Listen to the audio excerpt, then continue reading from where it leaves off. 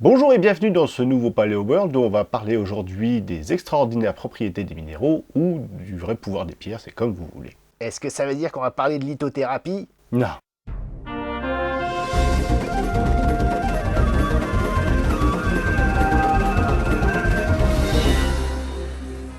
Ah ouais, autant la dernière fois la trop elle a duré 2 plombes, autant là à 10 secondes c'est plié. Encore une fois, il y a pas mal de choses à dire et surtout à expliquer. Les propriétés des minéraux sont déterminées et découlent de la structure cristalline et de la formule chimique des minéraux. Première phrase et déjà je bite rien. Vu que tout le monde voit ce que c'est à peu près une formule chimique et qu'on a parlé comme par hasard des structures cristallines dans le dernier épisode, Ah, c'était dans l'épisode précédent. on va donc pouvoir s'intéresser au vrai pouvoir des pierres et aux propriétés physiques qui ont été prouvées et mises en évidence et que l'on observe tous les jours. Aujourd'hui, on va donc parler assez simplement de biréfringence, de radioactivité et de magnétisme, tout en essayant de savoir à peu près ce que c'est, comment ça fonctionne, et d'où ça vient au point de vue géologique. Tout un programme. La biréfringence Tout d'abord, la biréfringence. et la réfraction. Effectivement, on va peut-être aller dans l'ordre.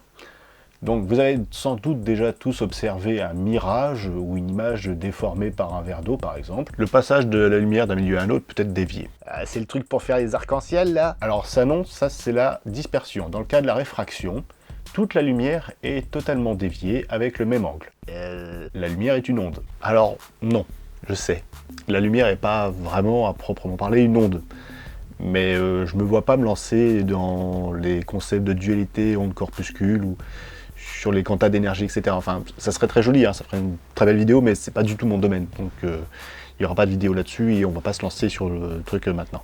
Donc là, la lumière est une onde. Donc ici, on va partir du principe que la lumière est une onde et que chaque couleur a une longueur d'onde spécifique. Par exemple, le bleu, ça se situe entre 446 et 520 nanomètres. Par exemple. Voilà. Dans le cas de la lumière blanche, toutes les couleurs, toutes les longueurs d'onde sont mélangées, mais si on fait passer cette lumière blanche à travers un prisme, alors les longueurs d'onde vont suivre des angles différents. Chaque longueur d'onde va suivre un angle qui lui est spécifique. Alors ça, c'était la dispersion, mais ce qui nous intéresse en fait, c'est la réfraction. Dans le cas de la réfraction, on va dire que c'est totalement l'inverse, puisque toutes les longueurs d'onde vont suivre toutes le même angle. Elles vont toutes être déviées de la même façon.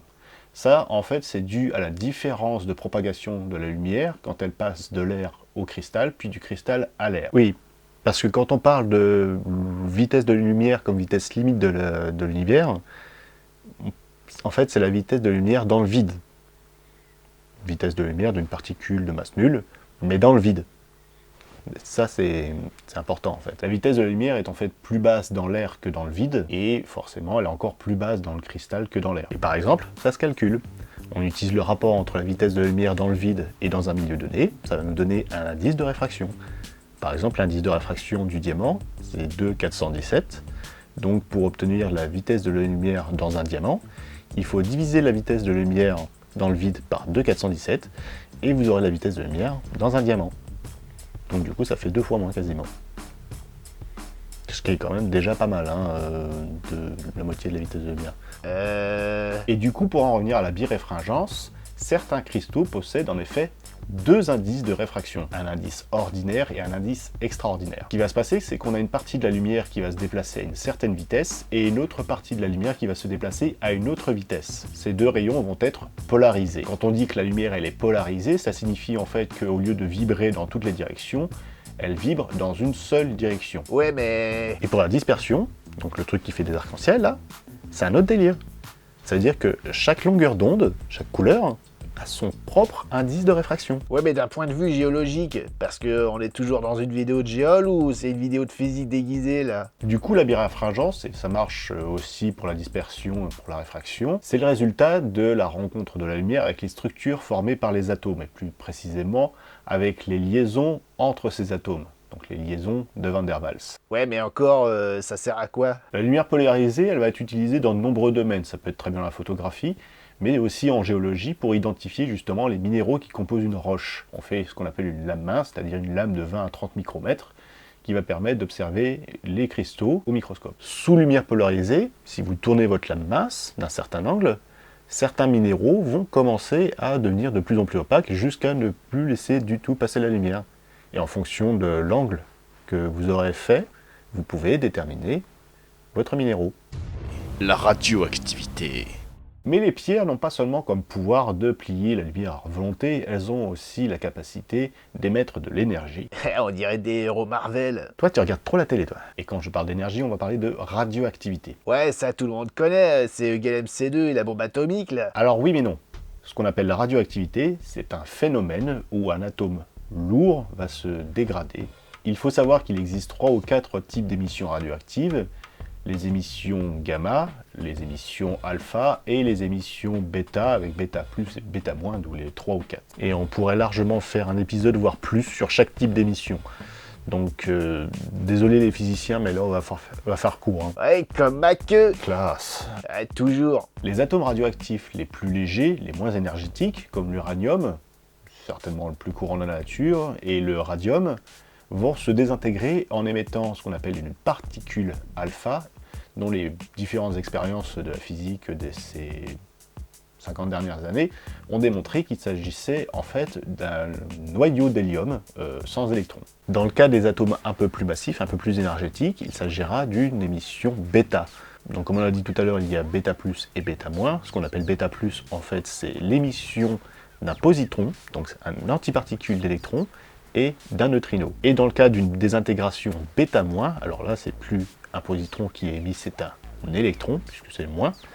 Et en plus de l'électron, il y a aussi cette fois-ci un antineutrino, l'antiparticule du neutrino.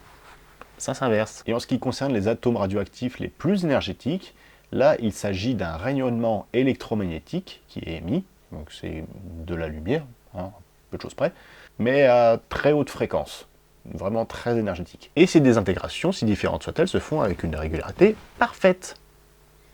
Par contre, la classification des émissions radioactives en fonction des masses atomiques, ça marche pas. Non, ça marche pas du tout en fait. C'est la grosse connerie. C'est juste pour simplifier. Hein, c'est pas du tout une règle empirique. Surtout qu'il y a certains éléments qui peuvent émettre plusieurs types d'émissions radioactives. Hein. Ça peut être à la fois alpha et bêta, par exemple, avec un certain pourcentage. Donc voilà, tout ça pour dire qu'il ne faut pas se baser là-dessus. Hein. C'était vraiment pour simplifier le truc. Chaque élément radioactif se dégrade avec une période, une demi-vie, qui va donc de quelques secondes, même encore moins, à plusieurs milliards d'années. Ça dépend de l'élément. Ce qui signifie tout simplement que l'iode 123 se dégrade en seulement 13 heures, alors qu'il faut 4 milliards et demi d'années, c'est-à-dire à peu près l'âge de la Terre, pour que l'uranium 238 passe en thorium 234. Carrément. On a déjà parlé de tout ça quand on a parlé de datation relative et surtout de datation absolue, puisqu'il s'agit de radiochronologie, car la précision avec laquelle ces éléments radioactifs se dégradent permet une datation des roches, mais aussi des fossiles. Le magnétisme. Tout le monde voit ce que c'est à peu près un champ magnétique. C'est une force. Alors une force bien plus puissante que la gravité, hein, c'est sûr, et qui est connue depuis l'Antiquité et qui a la propriété d'attirer certains éléments ferreux. Autour de la Terre, il y a un champ magnétique immense qui nous protège des vents solaires, qui sont composés généralement d'ions et d'électrons. Et à cause du champ magnétique, tout ce petit monde reste coincé dans ce qu'on appelle la ceinture de Van Allen. Ah, super groupe de rock, hein. Van Allen, pas Van Allen. Bah, je vois pas de différence. Et ce champ il est généré au niveau du noyau externe de la Terre par du fer qui réalise des mouvements de convection qui partent de la graine. C'est l'ensemble du fer circulant dans le même sens qui permet l'émergence de pôles magnétiques, dont les plus importants coïncident presque au pôle géographique. Ouais, c'est comme les métaux qu'on aimante avec un autre aimant, c'est ça? Pas du tout, ça c'est un effet dynamo. Déno, ça c'est du ferromagnétisme. Ce qu'il faut savoir, c'est qu'à partir d'une certaine température, les aimants perdent leur aimantation, ils perdent leur magnétisme. Cette température, c'est la température de Curie. Ensuite, on passe sur du paramagnétisme. Ouais, c'est pas faux. Ici, on va partir du principe que les différents types de magnétisme, on s'en fout. Par contre, ce qui est important de souligner, c'est que l'aimantation naturelle du fer ne peut pas exister dans les profondeurs de la Terre, car on est bien au-dessus de ce qu'on appelle la température de Curie. Et donc, il n'y a pas d'aimant dans la nature. Si, mais seulement si on se situe sous la température de Curie. Température au-delà de laquelle, je rappelle, tous les aimants perdent leur aimantation. Température qui change en fonction des éléments, par contre. Il existe donc des aimants naturels, le plus connu étant la magnétite, puisqu'elle est connue depuis l'Antiquité, et elle est même synthétisée par certains animaux. Mais si c'est juste un oxyde de fer comme la rouille, qu'est-ce qui fait que les aimants soient des aimants? Parce que le moment magnétique de chaque atome est orienté dans la même direction.